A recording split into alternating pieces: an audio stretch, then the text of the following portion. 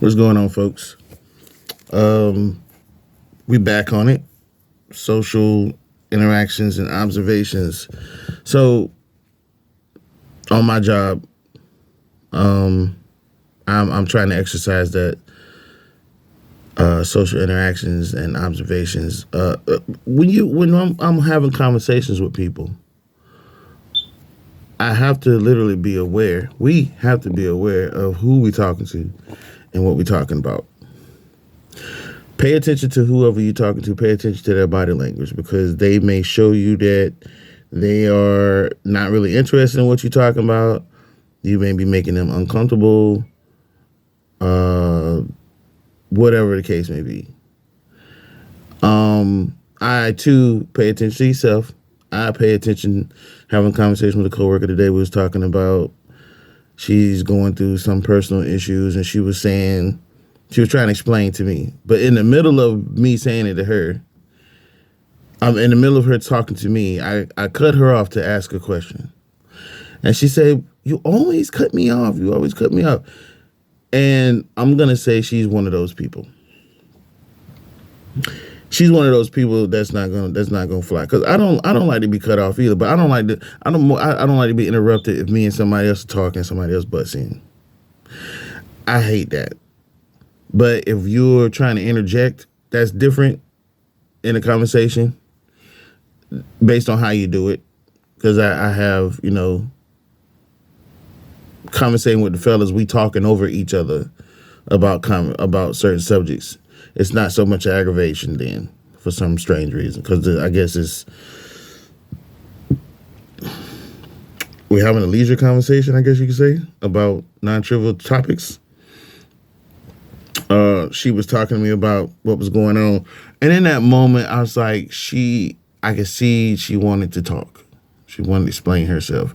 We was having a conversation. And I say, she probably don't want to know what your solution is, Daryl. She probably don't want to know what your solution is.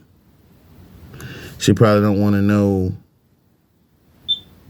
She just want to talk in that moment. She just want to talk. And I, too, have this habit of interrupting people. There's people that I associate with, my closest people. They allow this because I do lose train of thought in serious situations. If we are debating something amongst us, and I'm trying to get my point across, I think that it's very vital for me to get my point across. I will cut you off because I just want to interject that real quick. Hey, look, let me say this real quick. Because when I get excited, I forget. But everybody don't like that. And it's not always important. So in this situation, conversing with my coworker, I think that it was more important for me to listen to her than it was to give her advice that she most likely probably don't want to hear. But I think for future reference, I think I'm just going to listen to her because I'm going to have to find another way to get through to her, or even not just her, but anybody. And this could also be a life lesson because if you make a change for an individual, you can also make change for individuals, for multiple people, because that one person that doesn't tell you that what you're doing is aggravating doesn't mean that you're not doing something wrong. Because it'd probably be out of 10 people that you converse with, 3 of them are probably going to tell you that what you're doing is rude. Not all of them going to step up to the plate because they're either not paying attention, or they don't care, or it's happened to them so much that they're just used to it. But I would think that it's a neutral thing, meaning that you don't have to do it. You don't have to change that. But at the same time, would you argue the point that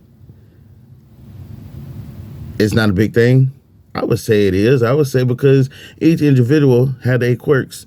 And I think that in the middle of a conversation, in the midst of a conversation, we should respect each other the best that we can. If she's comfortable enough to converse with me, confide in me about what's going on, and she doesn't want to be interrupted, he or she, give him that. Give him that. If y'all are that cool, give him that, because it's not worth. It's petty. It's petty. That's not your girlfriend. It's not your boyfriend. It's not your homeboy, your best friend. But y'all cool. Y'all got a working relationship. Don't cut them off. Cause I mean, most people don't care, but some people do.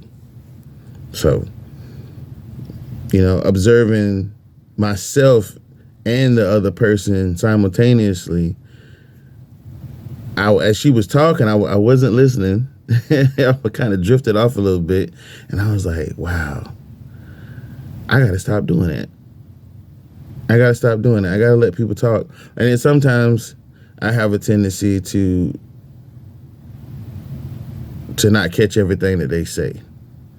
But I think at the end of the day, they probably just wanted somebody to talk to. And they probably don't care if you was listening. I do that too. Had a best buddy. Well, we still cool. We still best friends, I would say. I say we close. When I have to talk to him, I'm vague because I really don't want him to know my business. For various reasons. But I just want somebody to listen. So you got to kind of put the shoe on the other foot and try to see it from somebody else's perspective to really understand how they feel and your purpose in that moment. What is your purpose in that moment? Your purpose is to be a void that they can yell into and release some frustration and negative energy, because it's not affecting you. So then it's not hurting you, but it's good for them to have somebody to listen that they want to talk to. All right, well, that's it for right now. I hope you guys got something out of it. Peace and love, people. Later.